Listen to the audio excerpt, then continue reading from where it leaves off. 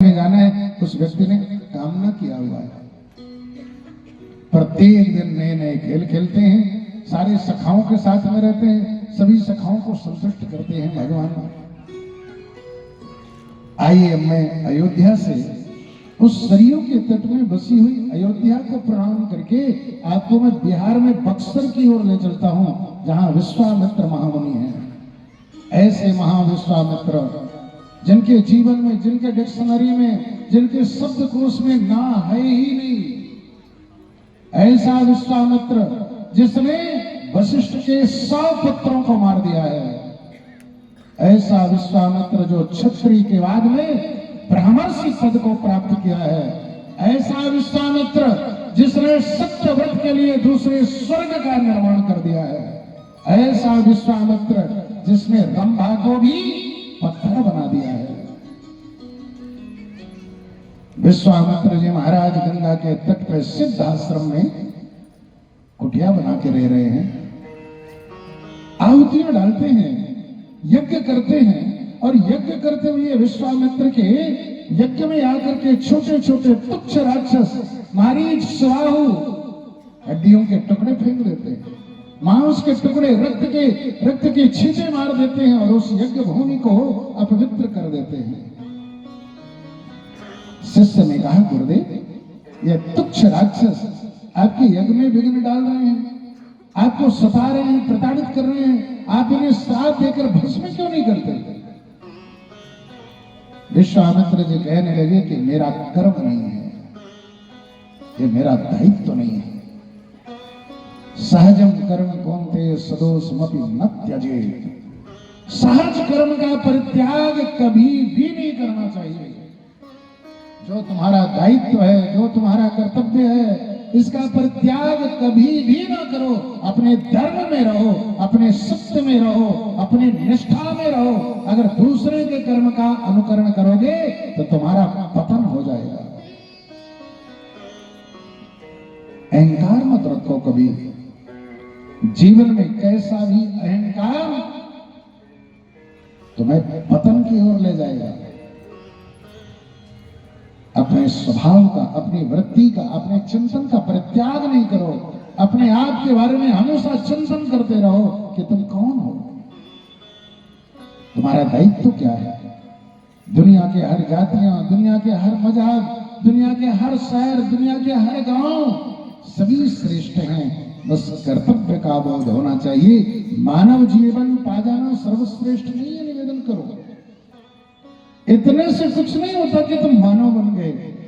कई मानव दारू पीकर पड़े रहते हैं, कई मानव सेंसलेस रहते हैं, कई मानवों के मुखों में मक्खियां घूमती रहती हैं, कोई सेंस नहीं। ऐसे मानव जीवन से कुछ नहीं होता। मानव जीवन के बाद में कोई सदगुरु मिलना चाहिए। मानव जीवन के बाद में ईश्वर की ओर अगर प्रेरित हो रहे हो, ईश्वर की ओर अगर जा रहे हो, तो वो मानव जीवन श्रेष्ठ है, नहीं तो मानव जीवन श्रेष्ठ नहीं है।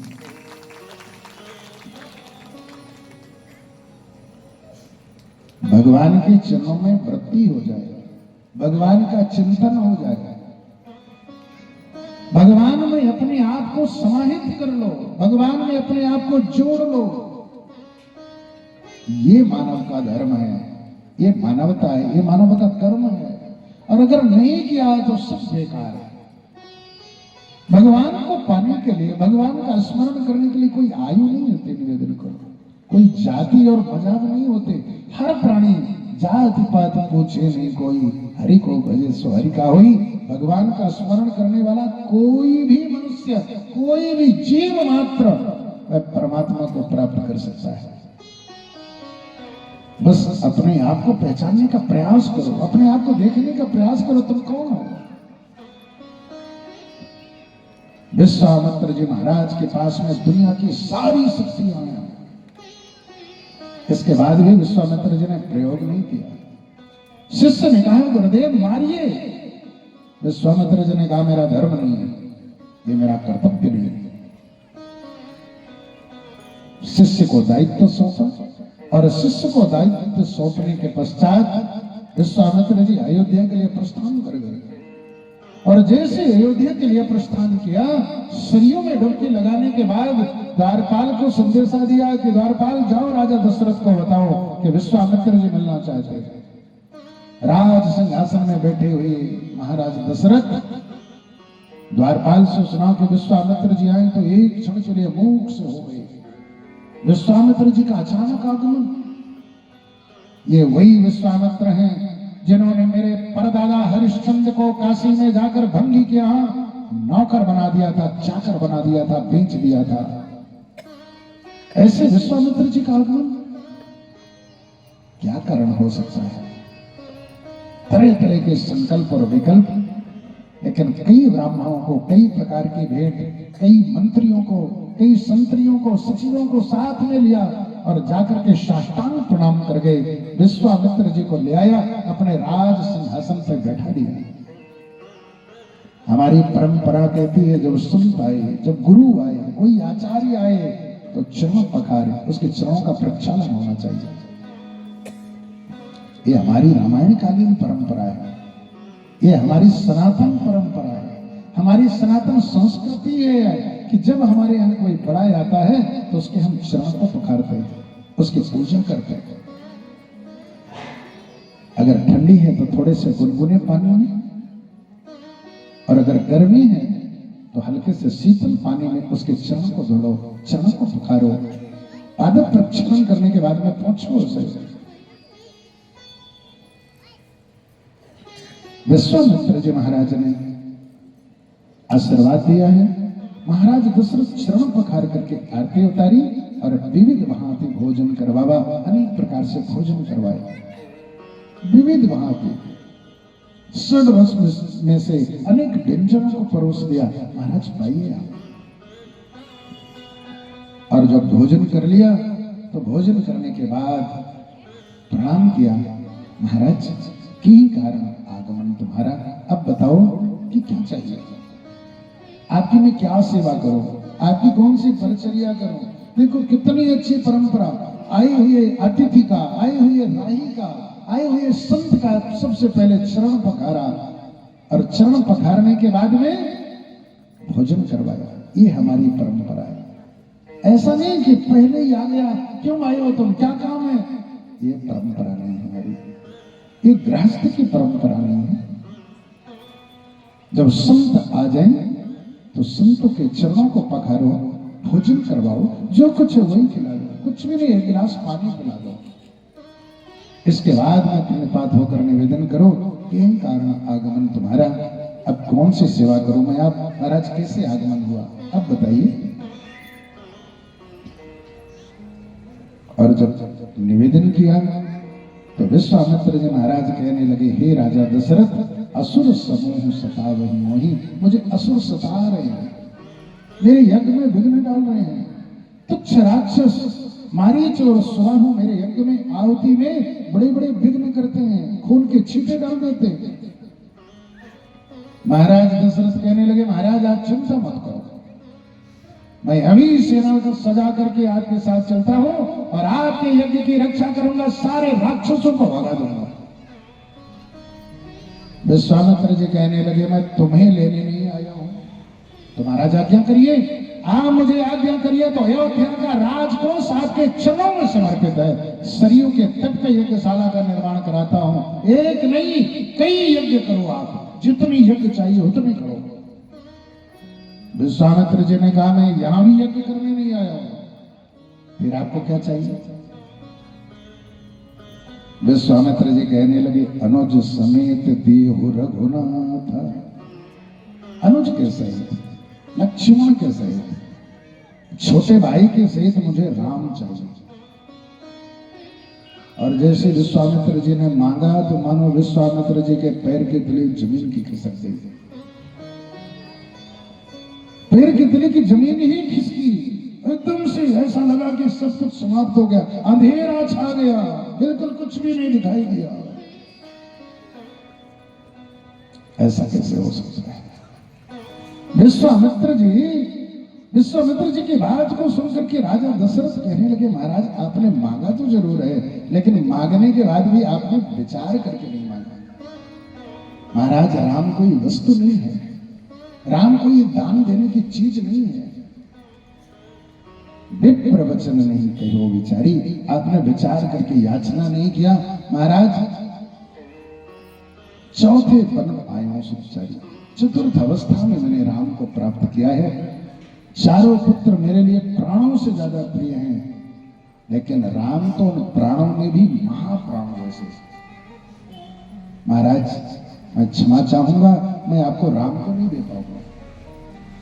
विश्वामित्र जी कहने लगे राम को नहीं दोगे? बोला नहीं। तो बोले फिर मैं आया क्यों हूं? मुझे और कुछ भी नहीं चाहिए, मुझे तो राम ही चाहिए। महाराज दशरथ कहने लगे महाराज एक बार आप मेरे से शरीर मांग लो तो मैं आपको दे दूंगा। देह प्राण ते प्रिय कछु नहीं, इस संसार में सबसे ज्यादा प्रिय वस्तु अगर कोई है तो शरीर, और शरीर से भी ज्यादा प्रिय वस्तु है तो प्राण। लेकिन मैं एक क्षण में वो भी प्राण आपको दे सकता हूं, लेकिन राम देते नहीं बनत गोसाई, राम तो आप मुझसे मत मांगो। यहाँ पर प्रश्न होता है कि जब प्राण दे सकते हैं तो राम को क्यों नहीं दे सकते? भाई केनोपनिषद में वेद में लिखा है कि प्राणात प्राण, वह परमात्मा कौन है? प्राणों का भी महाप्राण है, प्राणों का भी प्राण है। इसलिए प्राण तो दे सकता हूं लेकिन महाप्राण नहीं दे सकता। महाराज मैं आपको राम नहीं दे पाऊंगा। और जब कहा राम नहीं दे पाऊंगा तो विश्वामित्र जी कहने लगे फिर मुझे कुछ भी नहीं चाहिए, मैं तो जा रहा हूं। और जैसे ही चलने लगे तो वशिष्ठ जी महाराज ने रोक लिया। ठहरी महाराज, कहीं वशिष्ठ बहुविधि समझावा, बहुत प्रकार से, एक प्रकार से नहीं अनेक प्रकार से समझाए। वशिष्ठ जी महाराज कहने लगे अरे राजन, राम को तुम साधारण मत समझो, तुम्हारी अपनी पर्सनल प्रॉपर्टी नहीं है। राम एक सत्ता है, राम एक भगवान है। जितना ही अधिकार तुम्हारा है उतना ही अधिकार विश्वामित्र का है।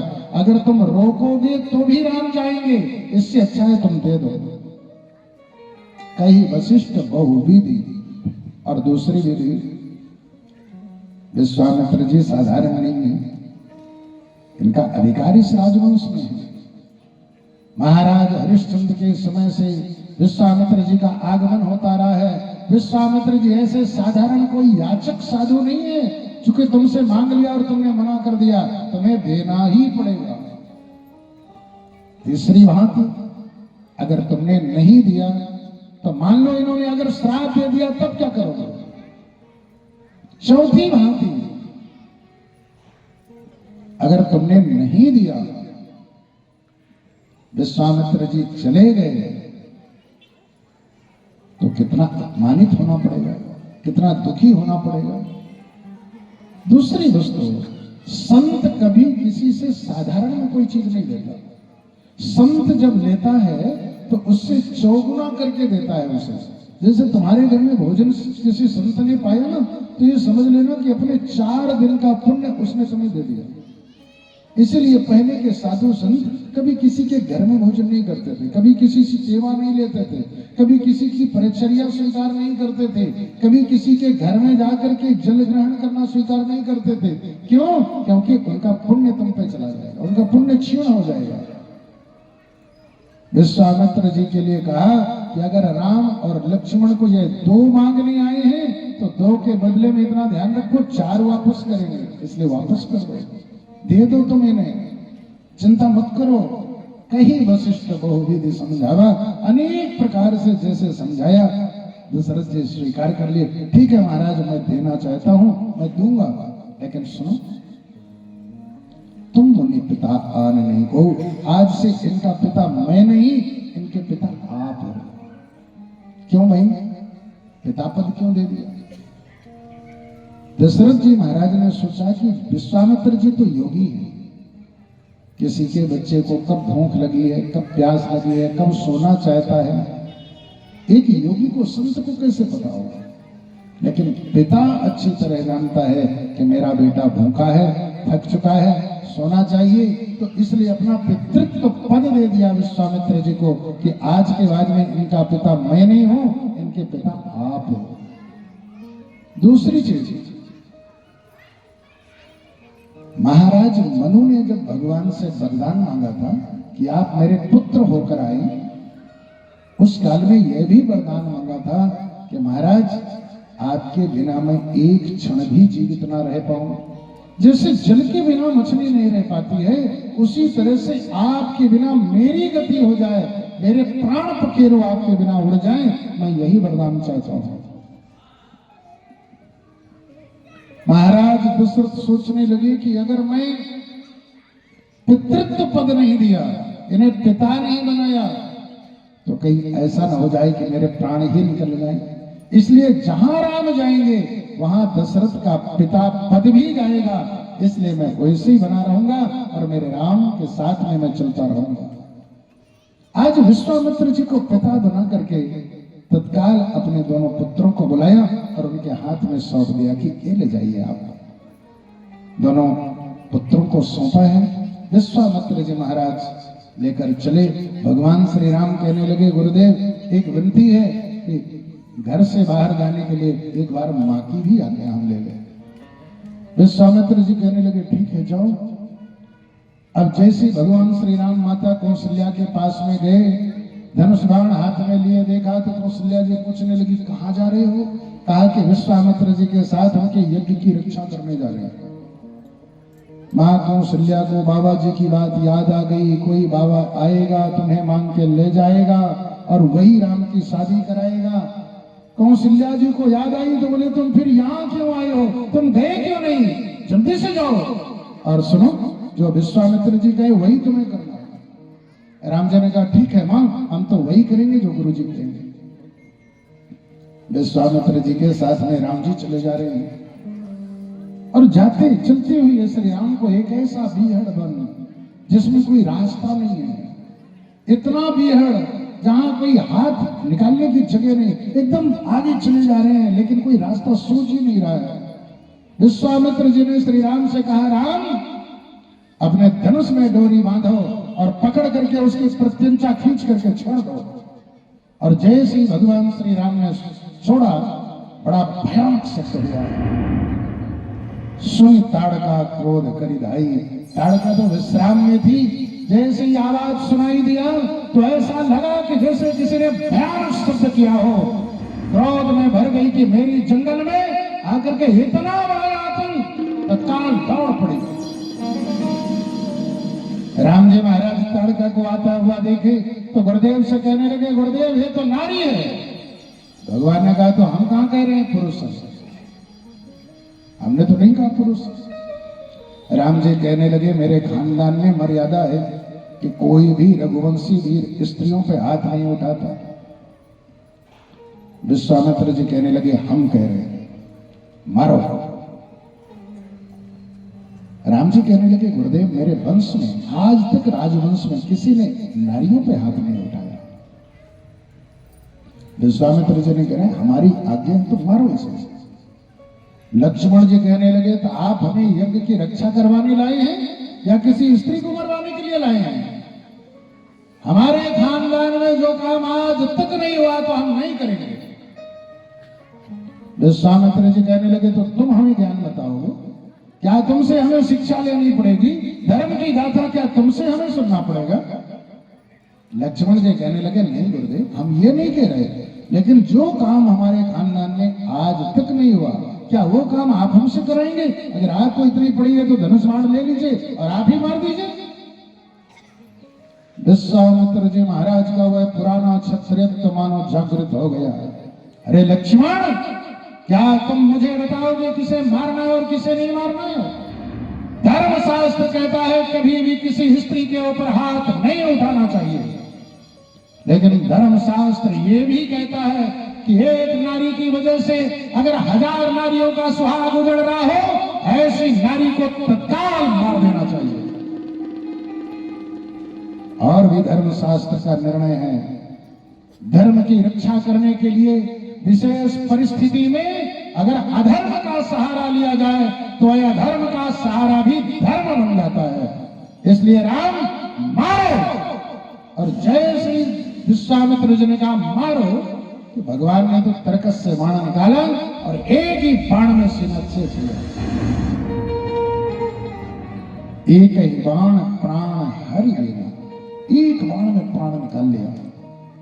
दीन जानते निज पद दीना, भगवान ने दीन जान करके, दुखी, इसने कोई पुण्य नहीं किया, इसने कोई धनार्जन पुण्य रूपी धन का अर्जन नहीं किया, इसने कभी सत्संग नहीं किया, इसने कभी संतों का चरणामृत पान नहीं किया, इसने गुरु की शरणागति प्राप्त नहीं किया, इसने कभी तीर्थयाटन नहीं किया, कभी गंगा स्नान नहीं किया।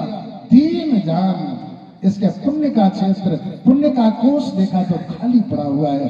भगवान ने दया करके, कृपा करके निज पद देना, अपने धाम को भेज दिया, वैकुंठ भेज दिया। ये राम की अहेतुकी करुणा है, जो सब पे भगवान बरसाते हैं, सब पे कृपा करते हैं। और जैसे ताड़का को मारा, विश्वामित्र जी समझ गए, प्रभु ब्रह्मण्य, यह तो ब्रह्मण्य है, कोई साधारण नहीं है राम। विद्यानिधि कहो विद्याधीनी, विश्वामित्र जी के पास में अनेक शस्त्र विद्या हैं, सारे शस्त्र विद्याओं को श्री राम को समर्पित कर दिया। राम, इन शस्त्रों को धारण करने योग्य तुम हो। बला, अति बला नाम की विद्या को प्रदान किया, जिससे भूख और प्यास नहीं लगेगी। ऐसा तुणीर दिया जो तुणीर कभी खाली नहीं होगा।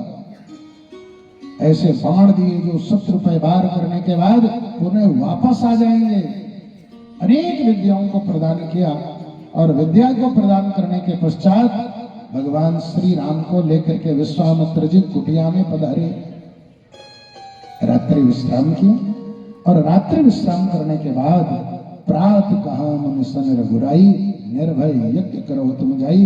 विश्वामित्र जी से कहने लगे, आप तो चिंता बिल्कुल मत करिए, निर्भय होकर के यज्ञ करिए, आपकी यज्ञ की रक्षा हम करेंगे। तैयारियां हो गई, संतों ने तैयारियां कर दी, यज्ञशाला का निर्माण हुआ। यजमानत्व की दीक्षा लेने के बाद में सारे संत बैठ गए और आहुतियां पड़ने लगी।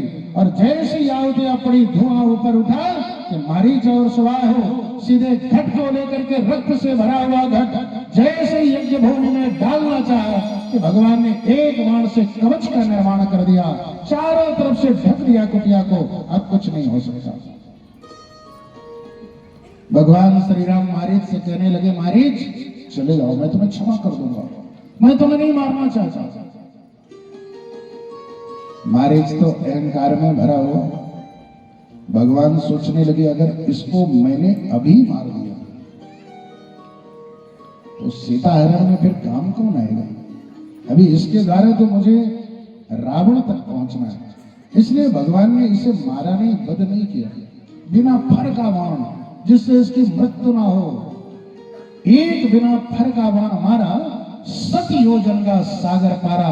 7 योजन का मतलब 100 योजन। 100 योजन माने 400 कोस की दूरी में पहुंचा जाकर के। 400 कोस की दूरी में, कल्पना करो। और जैसे 400 कोस की दूरी में जाकर गिरा, लक्ष्मण जी महाराज देखे, मन में सोचे कि भगवान को ट्रांसफर कर रहे हैं। प्रभु क्या कर रहे हो आप मुझे आज्ञा दीजिए, मैं इनको ठिकाने लगाता हूं। राम जी कहने लगे, लक्ष्मण हम मार रहे हैं। बोले नहीं नहीं, एक बार मुझे, मैं भी ट्राई करूं। भगवान ने कहा ठीक है, मारो। अनुज निशाचर कटक संहारा, सीधे तर्कस से बाण निकाल करके, अभिमंत्रित करके, जैसे एक बाण का अनुसंधान किया कि 100 राक्षसों के सर कट गए। अनुज निशाचर कटक संहारा, सारे कटक संहार लक्ष्मण जी महाराज ने किया। भगवान श्री राम ने स्वाहु का वध किया। सारे महात्मा तो नृत्य करने लग गए। आज धन्य हो गए हम, आज हमारे ऊपर भगवान की कृपा हो गई, हमसे बड़ा सौभाग्यशाली कोई नहीं है। आइए दो क्षण संकीर्तन। हरे राम राम राम सीता राम राम राम, हरे राम राम राम सीता राम राम राम, हरे राम राम राम सीता राम राम राम, हरे राम राम राम सीता राम राम राम, हरे राम राम राम सीता राम राम राम, हरे राम राम राम सीता राम राम राम, हरे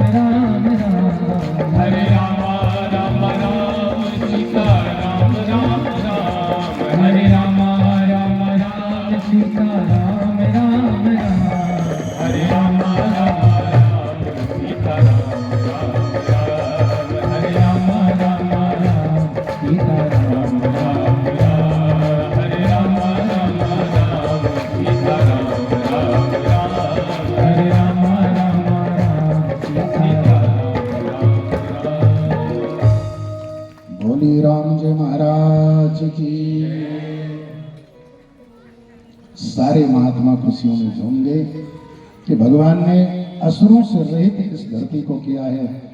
बक्सर की धरती असुरों से शून्य हो गई। उसी काल में एक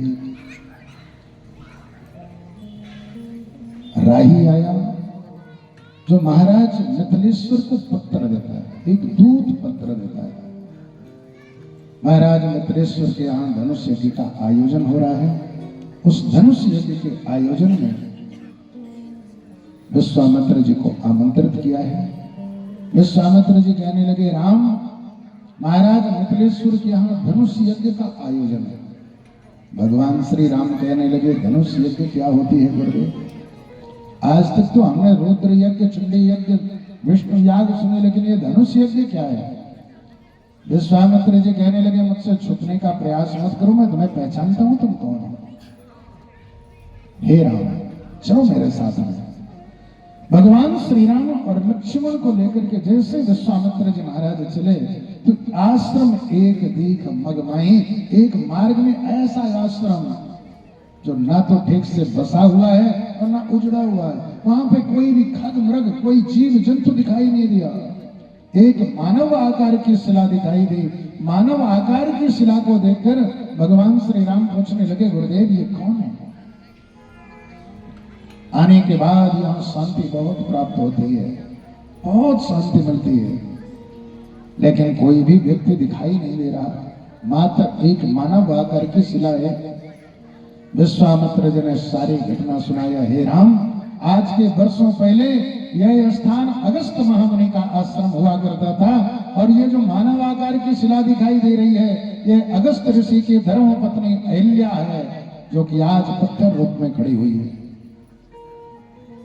देवराज इंद्र ने छल किया था, उसी छल के प्रभाव में आवेश में भर करके अगस्त महामुनि ने इसे श्रापित करके पत्थर बना दिया। हे राम, चरण कमल रज चाहत कृपा करो रघुवीर, ये तो तुम्हारे चरण की धूल चाहती है। हे रघुनंदन, इसके ऊपर कृपा करो, अनुग्रह करो। भगवान श्री राम आगे बढ़े और जैसे ही चरण को स्पर्श कराया कि अपने आप में प्रकट हो गई, मानव आकार में हो गई। बोलिए भक्तवत्सल भगवान की।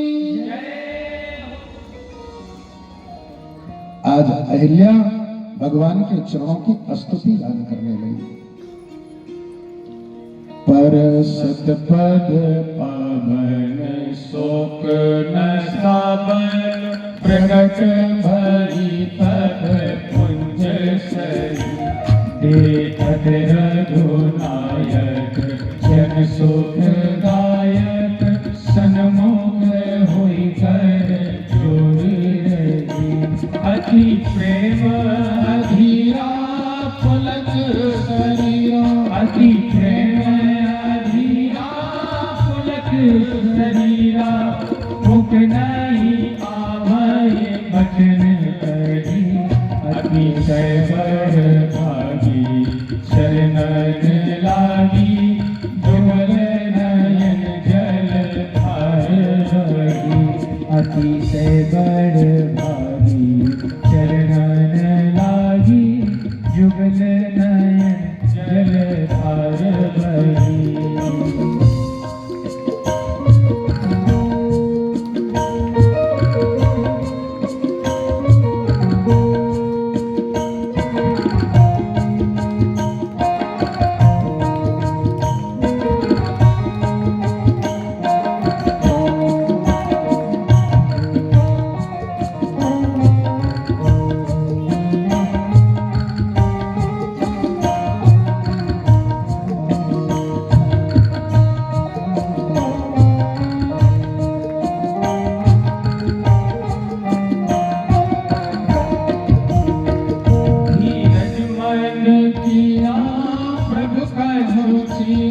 धीरज मन कीना प्रभु कहूँ कीना रघुपति कृपा भगत पाई अति निर्मल वाणी अस्तुति ठानी ज्ञान गम जय रघुराई मैं नारी पावन प्रभु जग पावन मैं नारी पावन प्रभु जग पावन रावण रिपुजन सुखदाई राजीव विलोचन भव भय मोचन पाहि पाहि शरण आई राजीव विलोचन भव भय मोचन पाहि पाहि शरण आई।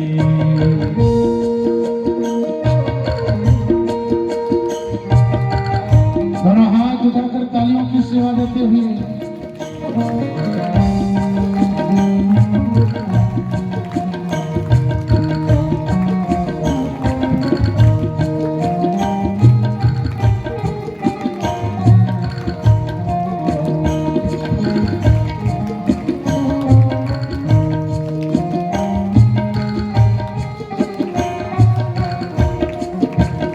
मुनि साप जो दीना अति भल कीना मुनि साप जो दीना अति भल कीना परम अनुग्रह है माना देखो भरी लोचन हरि भव मोचन यह लाभ शंकर जाना तिनकी प्रभु मोरी मैं मति मोरी बिनती करो मोरी मैं मति मोरी नाथ नामागाओ बरनाना पद कमल परागा रस अनुरागा मम मन मधुप करे पाना पद कमल परागा रस अनुरागा मम मन मधुप करे पाना।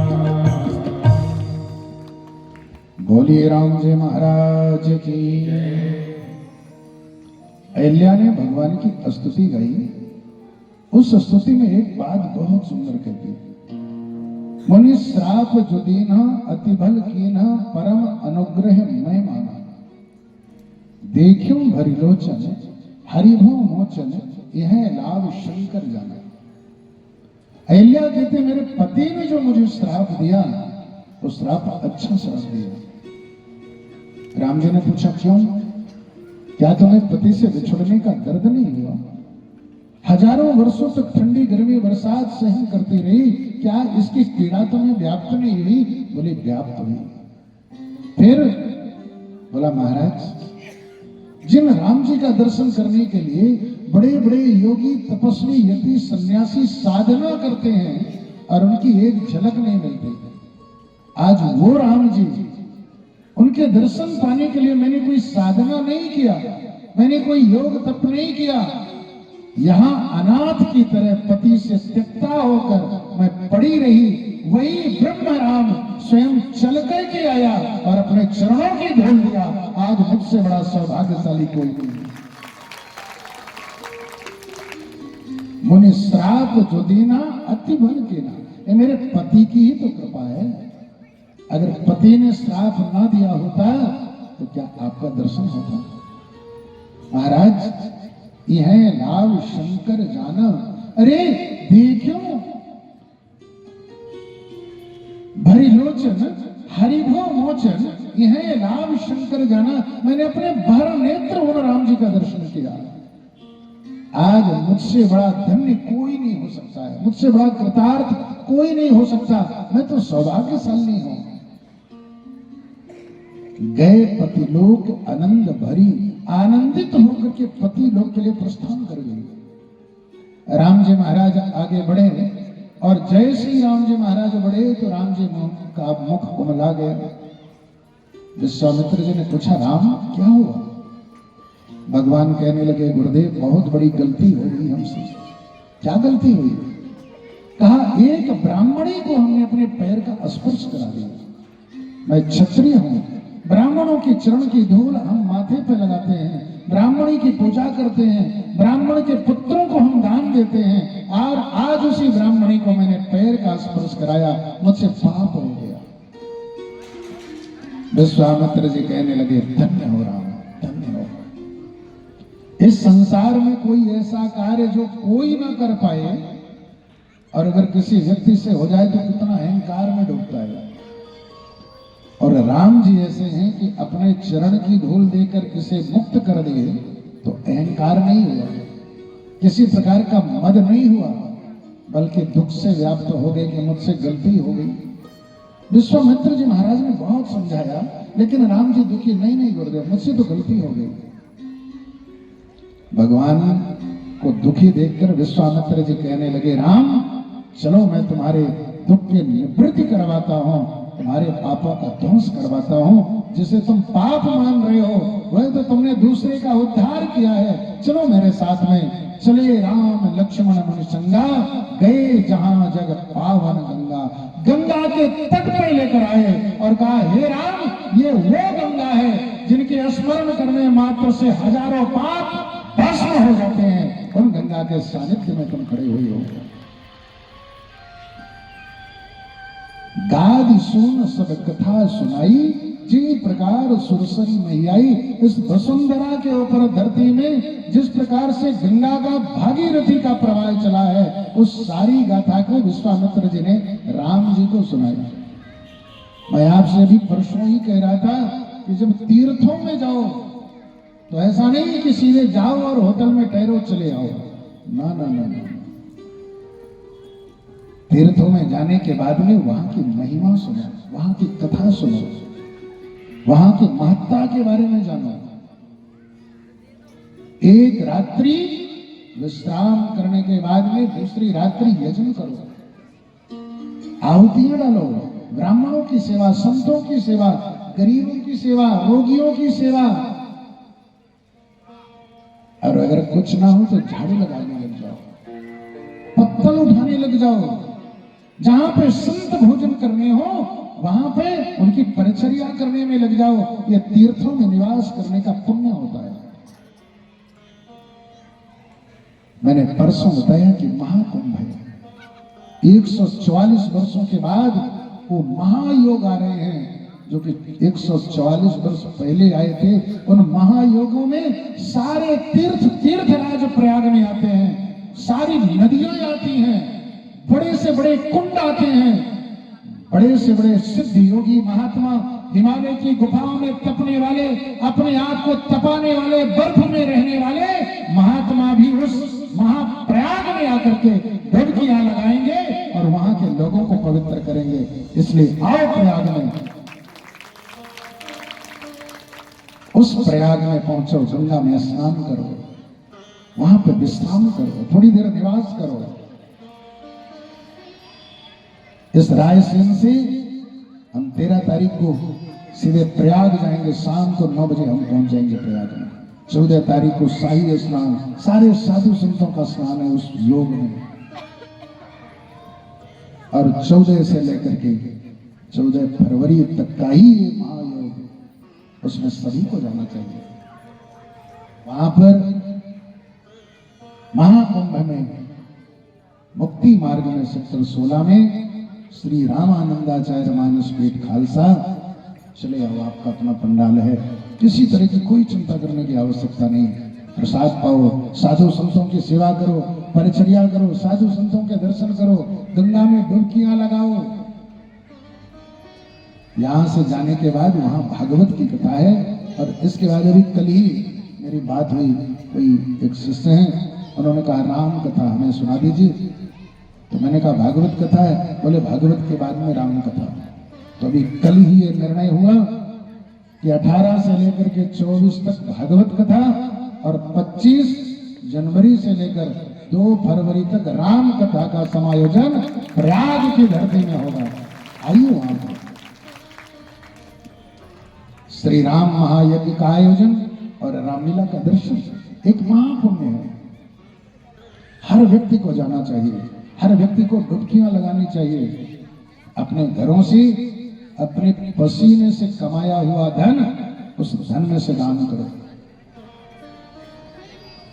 हर व्यक्ति को दान करना चाहिए। तो पहली बात तो स्वयं आओ, स्वयं आकर के वहां सेवा करो, क्योंकि इससे बड़ा पुण्य नहीं हो सकता है। तीर्थ में आकर के सेवा करो, साधु संतों को भोजन करवाओ, उनकी पत्तल उठाओ, ये सेवा होती है। ऐसे नहीं कि घर में बैठे रहो, टीवी में देख लिया ये कुंभ चल रहा, ना ना ना, जाना चाहिए, हर व्यक्ति को जाना चाहिए। रुक्मिणी ने भगवान श्री कृष्ण से पूछा कि ये सुदामा इतना गरीब है, आज तक आपने इसकी गरीबी दूर क्यों नहीं किया? भगवान ने कहा आज तक ये आया नहीं मेरे पास। देखो भगवान करते तो हैं, लेकिन तुम्हारी इच्छा तो होनी चाहिए ना। तुम्हें तो जाना पड़ेगा भगवान के दरबार में। ठाकुर के दर पे जब तक तुम नहीं जाओगे, तीर्थों में जब तक नहीं जाओगे, तो तीर्थों की कृपा नहीं होती। इसलिए चलो यहां से प्रयाग तक और डुबकियां लगाओ, गंगा में स्नान करो, त्रिवेणी में स्नान करके अपने मन के विकारों को दूर करो। एक व्यक्ति जैसे मोबाइल को रिफ्रेश करते हैं ना, बहुत सारे वायरस आ जाए तो एक मन रिफ्रेश हो जाता है, शरीर रिफ्रेश हो जाता है, मन की वृत्तियां पवित्र हो जाती हैं। उन संतों की ऊर्जाओं में जब हम जाते हैं, संतों के वाइब्रेशन में जाते हैं, तो हमारे में एक एनर्जी आ जाती है, एक ऊर्जा मिल जाती है। इसलिए संतों के सानिध्य में चल करके देखो कि जो बर्फ में रहते हैं कैसे साधना करते हैं। यहाँ तो स्वेटर पहनने के बाद भी ठंडी लगती है, गीजर के बाद भी 15 दिन गुजर जाते हैं, नहीं नहा पाते। जो जल में खड़े होकर साधना करते हैं, उनके तन में कपड़े नहीं है, ऐसे संतों का दर्शन करो, जाकर देखो कितना लाभ होगा वहां पर। मैं सारे लोगों को, जितने यहाँ बैठे हो या जितने सुन रहे हो या यूट्यूब के माध्यम से, मैं सभी को आहूत करता हूँ, आइए प्रयागराज। कहीं अगर व्यवस्था नहीं है तो आपका अपना पंडाल मानसपीठ खालसा में चले आओ, आपकी व्यवस्था है, वहां सेवा करो, वहां आरतियां डालो, वहां रामलीला देखो, साधु संतों का दर्शन करो और त्रिवेणी में डुबकियां लगाओ। विश्वामित्र जी महाराज श्री राम को गादि सोम सब कथा सुनाई, जे प्रकार सुरसरी में आई। भागीरथी का प्रवाह धरती में जिस तरह हुआ है, वो विश्वामित्र जी ने सारी घटना सुना दिया। हे राम, तुम्हारे पूर्वजों की लाई हुई गंगा है, इनके स्मरण करने से हजारों पाप भस्म हो जाते हैं। स्नान करो, श्री राम ने स्नान किया। स्नान करने के बाद कहने लगे गुरुदेव अब मुझे अच्छा लग रहा है, अब मुझे ऐसा लगता है कि मेरी सारी गलतियां माफ हो गई, मेरी सारी गलतियां क्षमा हो गई, मैंने जो पाप कर दिया था वो पाप दूर हो गया, अब कोई चिंता नहीं। विविध दान मही देवन पाए, दान दिया। वहां के जो बैठे हुए पंडा हैं, वहां के बैठे हुए भिक्षुक हैं, वहां के बैठे हुए जो गरीब लोग हैं, उन लोगों को दान दिया। विविध दान मही देवन पाए। और जो ब्राह्मण पंडा लोग बैठे उनको दान दिया। ये तीर्थों में जाने की महत्ता है।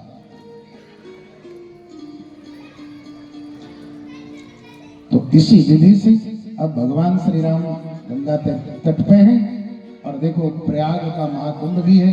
तो आज की कथा यहीं पे विश्राम।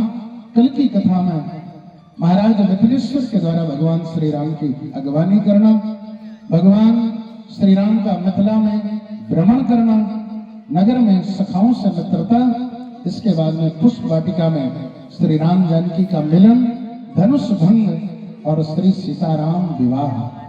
कल हम सभी लोग विवाहोत्सव में सम्मिलित होंगे, तो अपनी अपनी तैयारियों के साथ में धारिएगा, क्योंकि श्री जानकी जी का विवाह है।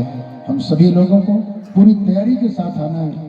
पाद प्रक्षालन करेंगे, कन्यादान करेंगे और भगवान श्री सीताराम जी महाराज के दर्शन करेंगे। आइए बड़े भाव के साथ हरि मंगल गान।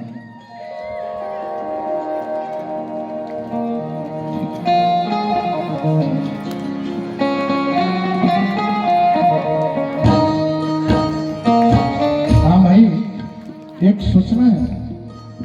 कल आयोजक अग्रवाल परिवार के घर से भगवान श्री राम जी महाराज की बारात 3:30 बजे पंडाल की ओर आएगी। जहां से हम कलश यात्रा घूमे, उसी तरह से घर से यह बारात चलकर पंडाल की ओर आएगी। जो बाराती होंगे भगवान की विवाहोत्सव में बारात के साथ में सम्मिलित हो जाएंगे और कथा तो यहाँ चलती रहेगी। और जो घराती लोग होंगे वह बारातियों का स्वागत करेंगे। तो कलाइए हम बड़े भाव के साथ भगवान श्री राम के विवाहोत्सव में भगवान की बारात में सम्मिलित होते हैं और अपने जीवन को धन्य करते हैं।